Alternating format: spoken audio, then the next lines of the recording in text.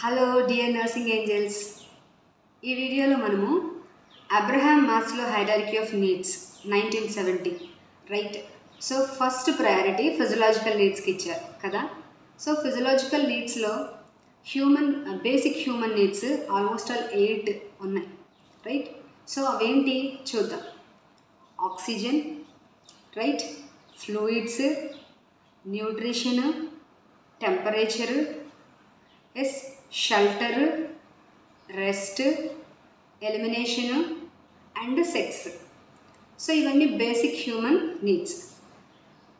Common example మనం physiological needs కనుక చూస్తే, ఒక పర్సన్ లైఫ్లో ఫుడ్, సేఫ్టీ, లవ్ ఈ 3 ల్యాకింగ్ అనుకోండి రైట్. సో ఫస్ట్ ప్రయారిటీ దేనికి ఇస్తారు?